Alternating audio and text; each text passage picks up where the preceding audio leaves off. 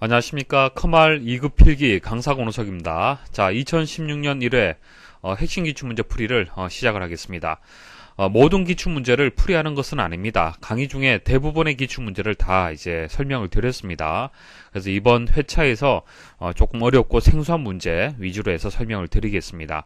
자, 강의를 잘 따라오신 분들은 2016년 1회 기출문제를 모두 풀이를 하면은 물론 가장 좋겠죠. 그렇지만 시간이 부족하다 그러면은 제가 설명드리는 문제만 잘 정리하셔도 됩니다. 어차피 강의에서 여러 번 반복했던 그런 문제들이 반복해서 좀 출제가 되고 있는 겁니다. 자, 이번에 생소한 문제가 어떻게 출제가 되었는지 과목별로 해서 한번 보도록 하겠습니다. 자, 컴퓨터 일반은 4문제, 스프레드시트 일반은 5문제가 생소하게 출제가 되었습니다. 자, 2016년 1회는요, 다른 회차보다는 좀 쉽게 출제가 된 겁니다. 이렇게 출제가 되었다는 것은, 매번 스프레드시트 일반만큼은 그래도 어렵게 출제가 되었었죠. 그래서 5문제 이상은 생소하게 매번 출제가 되었습니다. 그래서 이번 회차는 좀 쉽게 출제가 되었고요. 앞으로 이제 여러분들 준비하실 때는, 지금 정도 수준으로, 물론 출제될 수도 있겠지만은, 스프레드시트 일반만큼은 좀 더 어렵게 출제될 가능성은 있습니다. 매번 그렇습니다. 그렇기 때문에 좀 더 집중해서 학습을 당부를 드리겠습니다. 자, 컴퓨터 일반부터 설명드리겠습니다. 다음 중 정보통신과 관련하여 분산 처리 환경에 가장 적합한 네트워크 운영 방식은 자, 이렇게 보기가 나와 있는데 하나하나 설명 좀 드릴게요. 자, 중앙 집중 방식. 자, 1번 보도록 하죠. 다른 말로 중앙 집중 처리 시스템, 중앙 처리 시스템 이렇게 불려집니다. 말 그대로 그림으로 말씀을 드리면 이런 모양이에요. 자, 중간에 중앙에 이제 컴퓨터 성능이 뛰어난 컴퓨터가 한 대 있고요. 각각의 장치들이 이렇게 단말기들이 연결이 되는 이런 구조를 얘기를 하는 겁니다. 그래서 모든 처리는 중앙에 있는 컴퓨터가 처리를 하는 거예요. 그래서 모든 작업거리를 모아서 중앙 컴퓨터에서 집중적으로 처리하는 방식을 얘기를 하는 겁니다. 자, 각 부문, 공장, 사무실 따위에서 발생하는 데이터나 업무를 중앙의 컴퓨터에서 집중적으로 처리하는 시스템을 중앙 집중 방식이라고 얘기를 합니다. 그래서 어떤 분산의 개념이 아니죠. 컴퓨터 한 대가 집중적으로 처리하는 방식이 되는 겁니다. 분산 처리한다는 얘기는 여러 대의 컴퓨터들이 이렇게 나누어서 일을 나누어서 처리한다는 개념이 되는 겁니다. 자, 2번 클라이언트 서버. 자, 정보의 요청자 역할을 하는 클라이언트와 정보의 제공자 역할을 하는 서버로 이루어진 네트워크 방식이고요. 자, 구조가 간단하고요. 구현이 쉽고요. 서버의 성능에 따라서 네트워크의 성능이 좌우되는 그런 특징을 가지고 있습니다. 자, 그림으로 말씀을 드리면 이렇습니다. 어려운 개념이 아니죠. 지금 여러분들의 컴퓨터가 클라이언트 역할을 하는 거예요. 지금 보시는 이 동영상은 기사 퍼스트 서버에서 제공해드리는 그런 이제 서비스가 되는 것이죠. 그래서 웹브라우저를 사용하는 여러분들의 컴퓨터가 클라이언트 컴퓨터가 되는 거예요. 자, 정보를 요청하는 역할을 하는 것이죠. 그래서 1번 첫 번째 강의를 클릭을 한다. 자, 첫 번째 강의 클릭한다. 그 자체가 서버에게 정보를 요청하는 과정이 되는 거고요. 자, 동영상 서버에서는 해당 강의를 전송을 해주겠죠. 클라이언트한테. 그래서 그게 이제 정보 전송이 되는 겁니다. 자, 이런 구조가 클라이언트 서버 방식이 되는 거고요. 자, 이게 분산 처리하고 어떤 관계가 있느냐? 자, 클라이언트 서버는요, 서버에서만 처리하는 것이 아닙니다. 자, 물론 서버에서 처리를 하겠지만은 클라이언트 컴퓨터도 처리할 수 있는 능력이 있어요. 여러분들 컴퓨터 PC가 내에 CPU가 다 있습니다. 그렇죠? CPU를 이용을 해서 여러분들 나름대로 어떤 작업들을 처리를 할 수가 있어요. 그래서 이렇게 분산해서 작업을 분산해서 처리할 수 있는 환경에서 가장 적합한 것은 클라이언트 서버 방식이다라고 볼 수가 있습니다. 자, 그리고 3번에 피어 투 피어. 자, 피어 투 피어는 우리는 보통 P2P라고 얘기하죠. P2P. 자, 개인 대 개인의 파일 공유 기술, 행위를 P2P라고 얘기를 합니다. 그래서 기존의 서버와 클라이언트 개념이나 공급자와 소비자 개념에서 벗어납니다. 그러니까 공급자가 소비자가 될 수도 있고 소비자가 또 공급자가 될 수가 있는 거예요. 그래서 구분이 없다는 얘기입니다. 동등한 관계에서 데이터를 주고받는 그 기술을 P2P라고 얘기를 하는 겁니다. 자, 그래서 이 정도만 아시면 되고 정답은 2번이 되겠습니다. 다음 중 컴퓨터의 발전 과정에 관한 설명으로 옳지 않은 것은? 자, 발전 과정 순서를 순서대로 한번 말씀을 드려볼게요. 첫 번째는 파스칼의 계산기가 있습니다. 파스칼의 계산기가 있는데 이 계산기는요, 주의할 점이 덧셈하고 뺄셈이 가능한 최초의 기계식 계산기예요. 전자식이 아니라 기계식이 되는 겁니다. 근데 사칙 연산이 다 가능한 것이 아니라 덧셈하고 뺄셈만 가능한 겁니다. 그래서 보기를 보시면은 파스칼의 계산기는 사칙 연산이 가능하다 이렇게 나와 있잖아요. 그렇기 때문에 1번이 틀렸습니다. 자, 그럼 두 번째는 총공 카드 시스템. 자, 총공 카드 시스템은 홀러리스라는 사람이 개발한 거고요. 인구 통계, 국세 조사에 이용되는 그런 시스템이 되겠습니다. 자, 유니박 1. 자, 유니박 1은요. 최초의 상업용 전자 계산기가 되겠습니다. 자, 에드삭. 자, 에드삭은 폰 노이만. 자, 컴퓨터를 공부하신 분들은 다들 이 사람 얘기 들어보셨을 겁니다. 폰 노이만이라는 이 사람이 제작한 컴퓨터고요. 프로그램 내장 방식 그리고 이진법을 채택한 그런 방식이 되겠습니다. 그래서 프로그램을 컴퓨터 내부에 이제 내장해서 처리하는 방식. 지금 우리가 처리하는 방식이 프로그램 내장 방식이 되는 거예요. 그래서 이런 순서 일단 기억을 하셔야 되고 각각의 특징 정리를 하십시오. 다음 중 플래시 메모리에 대한 설명으로 옳은 것은, 자, 정답 먼저 말씀드리면요. 자, 플래시 메모리란 것은 USB 메모리, 그리고 MP3 플레이어 내에 있는 메모리, 그런 것들을 생각하시면 됩니다. 자, 정기적인 방법으로 수정이 가능한 EEPROM을 개선한 메모리 칩이다. 자, EEPROM은요, 제가 롬에 대해서 설명을 드릴 때 같이 말씀을 드렸어요. 자, 롬이란 것은 리드 온리 메모리를 얘기를 하는 겁니다. 읽기만 가능하죠. 읽기만 가능해요. 그리고 비휘발성의 특징을 가지고 있습니다. 자, 휘발성은 날아간다라는 뜻을 가지고 있잖아요.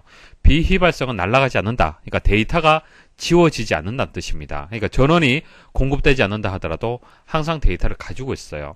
자, 이와 좀 반대되는 개념의 메모리가 램이라는 메모리가 있죠. 자, 램은요, 휘발성 메모리가 되겠습니다. 전기 공급이 되지 않으면은 데이터가 지워지는 그런 특징을 가지고 있죠. 그래서 우리가 주기억 장치로 이용되는 것이 롬이 있고 램이 있습니다. 자, 당연히 각각의 특성에 따라서 롬 같은 경우에는 지워져서는 안 되는 아주 중요한 데이터들, 프로그램들이 롬에 저장이 될 거고요. 램 같은 경우는 그때그때 필요한 것들이 이제 그 저장이 되었다가 지워졌다가 하는 그런 내용들이 램에 저장이 될 겁니다. 그러니까 예를 들어서 아래 한글 프로그램, 자, 우리가 일반적으로 사용하는 프로그램이라든지 게임 이런 것들은 여러분들 필요할 때만 실행되면 되잖아요. 그렇죠? 그렇기 때문에 램에 저장이 되었다가 종료 버튼 누르면 램에서 또 삭제가 되고 그런 개념으로 보시면 되겠습니다. 자, 그래서 롬이라는 이제 메모리의 종류가 마스크롬이란 것도 있고 피롬이란 것도 있고 EEPROM도 있고 EEPROM. 자, 이렇게 E가 한 개짜리가 있고 두 개짜리가 있었습니다. 한 개짜리는 자외선을 이용하는 방식이에요. 자, 두 개짜리는 정기적으로 지우고 수정이 가능한 그런 특징을 가지고 있었습니다.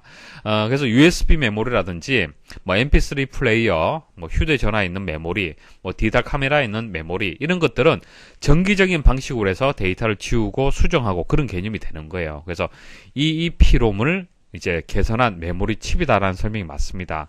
그래서 4번이 정답이 되고요. 자, 1번 중앙 처리 장치와 주기억 장치 사이에 위치하여 컴퓨터의 처리 속도를 향상시키는 역할을 한다. 자, CPU 중앙 처리 장치하고 메인 메모리, 자, 주기억 장치하고요. 속도 차이를 이제 비교를 하면은 CPU가 상당히 빠릅니다. 근데 상대적으로 메인 메모리는 속도가 떨어져요. 그렇기 때문에 CPU에서 데이터를 이렇게 가져와서 처리를 해야 되는데 CPU는 빠르지만은 메인 메모리가 느리기 때문에 전체적인 컴퓨터 시스템의 속도는 떨어질 수밖에 없는 겁니다. 그래서 그것을 보완하기 위해서 자, 이 사이에다가 메모리, 고속의 메모리를 하나 두는 겁니다. 그게 캐시 메모리예요. 자, 2번 보조 기억장치의 일부를 주기억장치처럼 사용하는 메모리 관리 기법으로 주기억장치보다 큰 프로그램을 불러와 실행해야 할 때 유용하다. 자, 보조 기억장치는 보통 우리 하드디스크를 생각하시면 되겠죠. 하드디스크. 자, 주기억장치는 메인 메모리가 되겠습니다. 자, 메인 메모리는 속도가 빠르죠. 그래서 고가입니다. 그래서 무한정 용량을 늘리기에는 좀 부담스럽죠. 그렇지만 하드디스크 같은 경우에는 비용이 상대적으로 저렴합니다. 그래서 용량이 상당히 크죠. 그래서 여러분들이 사용하는 프로그램들은 다 주기억장치에서 이제 상주가 되어야만 처리가 되는데요. 자, 프로그램들이 뭐 4기가짜리 프로그램도 있을 거고요. 게임 같은 경우에는 자, 이거보다 큰 프로그램도 있을 거고 작은 프로그램도 있을 겁니다. 그리고 이런 프로그램들을 여러 개를 동시에 실행을 해야 될 거예요. 게임도 하고 인터넷 서핑도 하고 음악도 들으면서 그리고 뭐 포토샵 작업도 하면서 이런 작업들을 동시에 하다 보면은 용량이 메인 메모리 용량보다 더 커질 겁니다. 그래서 이것을 해결하는 방법이 보조기억 장치의 일부를 마치 주기억 장치인 것처럼 컴퓨터를 속이는 거죠. 그게 가상 메모리의 개념이 되겠습니다. 3번 주기억 장치에 저장된 정보에 접근할 때 주소 대신 기억된 정보의 내용 일부를 이용하여 직접 접근하는 장치이다. 자, 기본적으로 자, 주기억 장치 메인 메모리에 CPU가 접근을 하잖아요. 데이터를 가지고 옵니다. 자, 데이터를 가지고 올 때 101, 예를 들어서 101 번지, 그러니까 여러분들 댁에 주소가 있기 때문에 우편물이 배달되듯이 주소 개념으로 데이터하고 명령어를 가지고 옵니다. 근데 이렇게 가져오는 것이 아니라 여기 있는 정보의 내용 일부를 이용해서 가져오는 방식이 있어요. 그것을 연관 메모리라고 하는 겁니다. 자, 이번 문제는 뉴스 기사 하나 말씀을 드리고 답을 찾도록 하겠습니다. 자, 2014년 10월에 국제 웹 표준화 기구인 W3C, 자, 월드 와이드 웹 컨소시엄은 HTML의 5번째 버전인 HTML5를 글로벌 웹 표준 기술로 공고했다. 자, HTML5는 ActiveX. 자, ActiveX는 인터넷을 이용하는 데 있어서 가장 여러분들 불편한 부분이 ActiveX와 같은 그런 기능들이죠. 자, ActiveX와 같은 별도 프로그램을 설치하지 않고도 그래픽, 비디오, 오디오 등 다양한 부가 기능을 구현해준다. 자, 이런 뉴스 기사가 나온 적이 있습니다. 자, 문제 한번 보도록 하죠.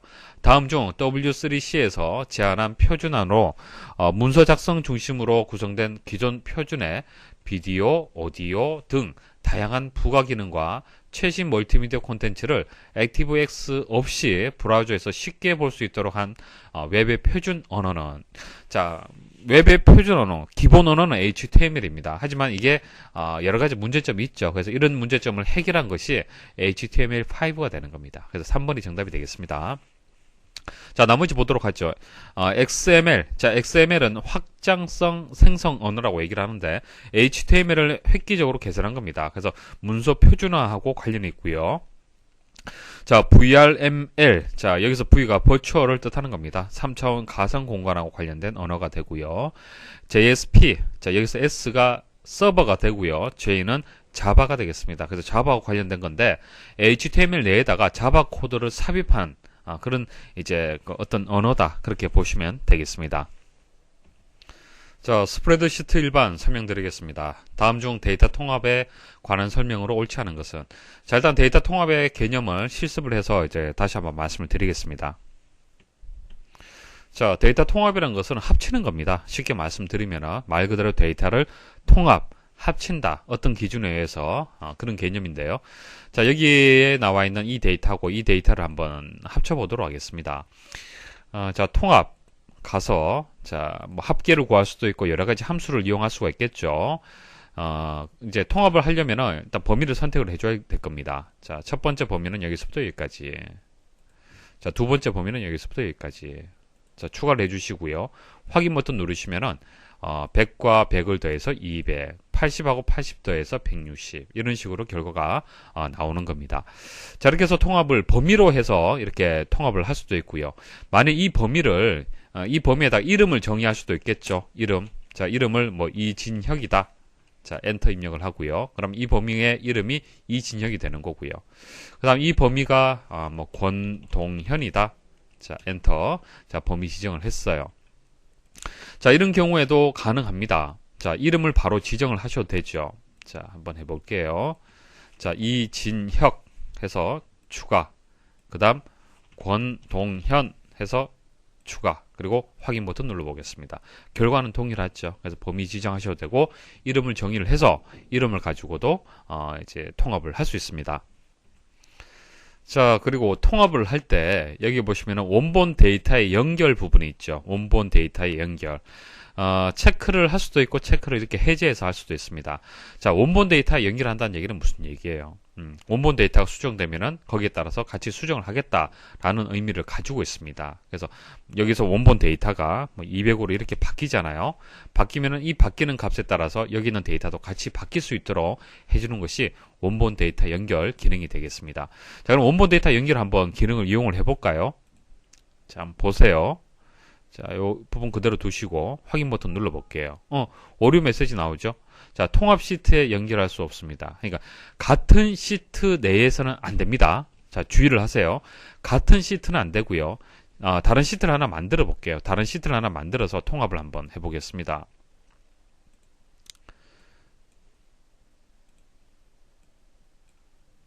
자, 이렇게 해서 원본 데이터 연결. 자, 확인 버튼 눌러 볼게요.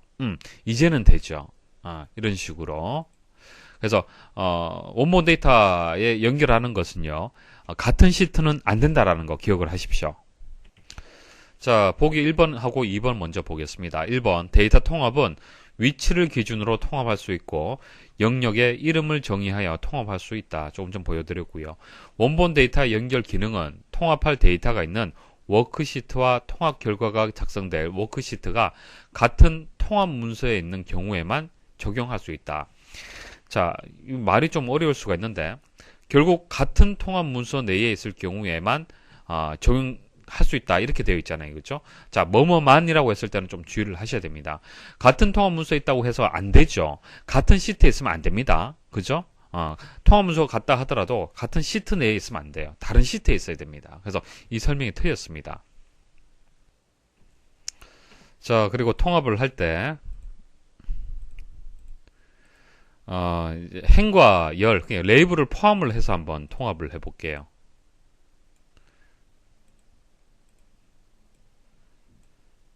자, 이렇게 통합을 할 때는 첫 행과 왼쪽 열, 자, 첫 행, 수량이 될 거고요. 레이블을 얘기를 하는 겁니다. 왼쪽 열, 홍차, 레몬차, 커피, 녹차, 총 수량. 자, 이런 것들을 사용을 해서 통합을 하게 되면은 자, 같이 레이블이 표시가 이렇게 됩니다. 이렇게 통합을 할 수가 있고요. 자, 그런데 통합을 할 때 이렇게 수량이라든지 이제 홍차, 레몬차 이런 것들이 딱 들어맞는 경우도 있겠지만은 레이블이 다른 경우가 있을 거예요. 자, 보세요. 단가라는 것이 새롭게 추가가 되었습니다. 자, 여기는 단가가 없죠? 자, 이렇게 만일 통합을 하게 되면은 이 단가는 새롭게 만들어지는 겁니다.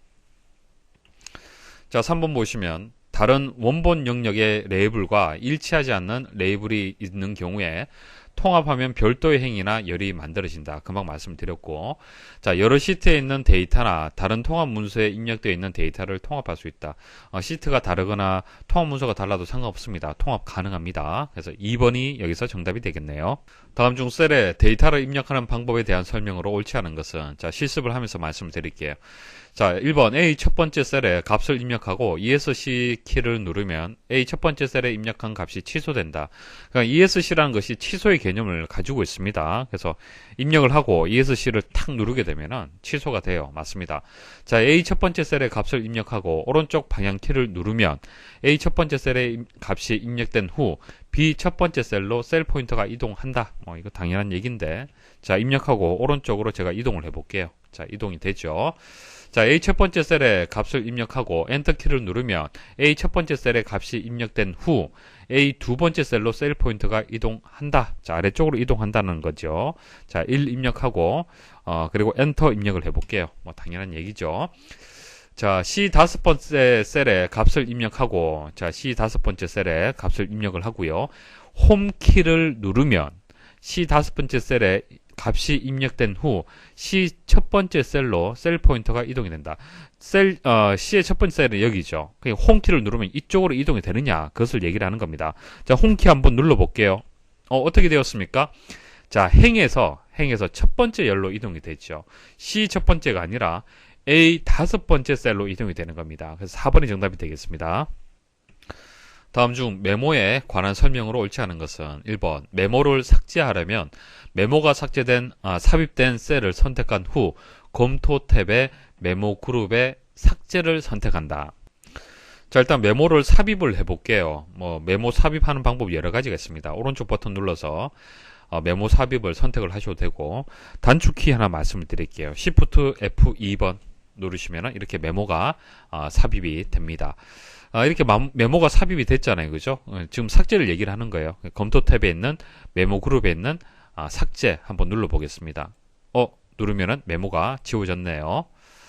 자, 2번 서식 지우기 기능을 이용하여 셀에 서식을 지우면 설정된 메모도 함께 삭제된다. 자, Shift F2번 눌러서 메모 삽입을 했습니다. 자, 이렇게 메모가 삽입이 되었는데 서식 지우기 기능을 얘기를 하는 거잖아요. 자, 서식 지우기는 홈에 가시면은 여기 편집에 가시면 지우기가 있고요. 서식 지우기가 여기 있습니다. 한번 지워 볼게요. 자, 지워도 메모는 그대로였죠. 그러니까 서식하고 메모는 상관이 없어요. 자, 그래서 2번이 정답이 되겠네요. 삭제가 된다라고 했기 때문에 틀렸습니다. 자, 3번 메모가 삽입된 셀을 이동하면 메모의 위치도 셀과 함께 변경된다. 자, 한번 이동을 해볼게요. 자, 이동하는 방법이 여러 가지가 있는데 이렇게 테두리를 클릭을 해서 이렇게 이동할 수도 있겠죠. 자, 이동을 하면은 같이 이동이 되네요. 4번 작성된 메모의 내용을 수정하려면 메모가 삽입된 셀의 바로가기 메뉴에서 메모 편집을 선택한다. 자, 메모 편집. 자, 이렇게 수정할 수가 있겠네요. 다음 중 보안센터 창에 매크로 설정에서 신뢰할 수 없는 위치에 있는 문서의 매크로에 대한 선택 항목으로 옳지 않은 것은, 자, 보세요. 자, 엑셀 옵션에 가시면은 보안센터가 있습니다. 보안센터에 보시면은 보안센터 설정이 있습니다. 여기서 매크로 설정이 있어요. 자, 매크로 설정에 보시면 이렇게 네 가지가 있습니다. 모든 매크로 제외, 알림 표시 없음, 모든 매크로 제외, 알림 표시, 디지털 서명된 매크로만 포함. 자, 모든 매크로 포함. 자, 위험성 있는 코드가 실행될 수 있으므로 권장하지 않음. 자, 모든 매크로 제외라는 얘기는요. 일단 매크로라는 것이 이점이 뭡니까? 좋은 점은 자동으로 실행이 된다는 거, 이점이 있어요. 그죠? 자, 그런데 문제점이 뭐냐면은 바이러스를 또 만들 수도 있습니다. 매크로는 사용자의 어떤 실행 결정 여부하고 상관이 없이 자동으로 실행이 됩니다. 그래서 바이러스가 자동으로 실행이 될 수가 있어요. 그래서 그런 문제점이 있기 때문에 신뢰할 수 없는 그런 문서 같은 경우에는 이 부분은 잘 설정을 하셔야 돼요. 그래서 만일 모든 매크로 제외하게 되면은 알림 표시 자체도 없고 매크로 자체도 보여지지 않습니다. 두 번째 해버리면은 일단 매크로 제외하고요. 알림 표시를 보여줍니다. 자, 매크로가 이렇게 포함이 되어 있다는 메시지를 보여줍니다. 자, 디지털 서명된 매크로만 포함될 수 있도록 할 수도 있고, 자, 모든 매크로 포함, 무조건 매크로를 포함시키는 거예요. 상당히 위험하겠죠. 바이러스가 있다라면 바이러스가 실행될 수도 있는 겁니다. 그래서 여기에 표시가 되어 있습니다. 위험성 있는 코드가 실행될 수 있으므로 권장하지 않는다. 자, 그래서 항목으로 옳지 않은 것은 4번이 되겠습니다. 모든 매크로 포함해서 기본 설정 알림 표시라고 되어 있죠. 모든 매크로 포함에는 조금 전 보여드렸다시피 다릅니다. 뒤에 있는 메시지가. 다음 중 셀의 이동과 복사에 대한 설명으로 옳지 않은 것은 1번 이동하고자 하는 셀 영역을 선택한 후 잘라내기 바로가기 키인 컨트롤 X를 누르면 선택 영역 주위에 점선이 표시된다. 자, 컨트롤 X. 자, 점선 표시가 됐죠. 그리고 내가 원하는 위치에다가 선택을 하고 컨트롤 V 하면 됩니다. 자, 2번 클립보드에는 최대 24개의 항목이 저장 가능하므로 여러 데이터를 클립보드에 복사해 두었다가 다른 곳에 한 번에 붙여 넣을 수가 있다. 자, 클립보드라는 것은 여러분들이 컨트롤 C, 컨트롤 V 할 때 컨트롤 C 한 그 데이터, 컨트롤 C 하면 이 데이터가 복사가 돼야 되잖아요. 그 저장되는 공간이 클립보드가 되는 거예요. 그래서 여기 보시면 홈에 가시면은 클립보드가 있습니다. 자, 현재 제가 1이라는 데이터를 컨트롤 C 했어요. 그렇기 때문에 클립보드에 1이라는 숫자가 이제 복사가 되었다는 것이 표시가 됩니다. 자, 그 다음 2를 컨트롤 C. 자, 컨트롤 C, 컨트롤 C, 컨트롤 C 해볼게요.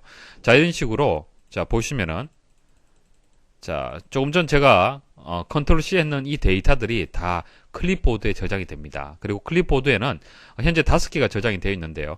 24개까지 저장이 가능합니다. 자, 24개 중에서 5개 이렇게 표시가 되어 있죠. 그래서 이번에 클립보드에는 최대 24개의 항목이 저장 가능하므로 여러 데이터를 클립보드에 복사해 두었다가 다른 곳에 한 번에 붙여넣을 수가 있다. 자, 모두 붙여넣기가 있잖아요. 그죠? 그래서 2번은 맞는 설명입니다. 3번 선택된 셀 영역을 이동할 위치로 드래그하는 동안에는 선택된 셀 영역의 테두리만 표시된다. 자, 한번 이동을 해볼게요. 자, 이렇게 이동을 하게 되면 어떻게 됩니까? 테두리만 표시가 되죠. 그게 맞는 설명이에요. 자, 4번 Shift 키를 누른 채 선택 영역의 테두리를 클릭하여 원하는 위치로 드래그하면 선택 영역이 복사된다. 자, 제가 Shift를 한번 눌러볼게요. 자, Shift 누르고 이렇게 했어요. 어떻게 되었습니까? 복사가 아니고 이동이죠. 그래서 4번이 정답이 되겠습니다. 자, 여기까지 해서 2016년 1회 핵심 기출문제 풀이를 마치도록 하겠습니다. 수고하셨습니다.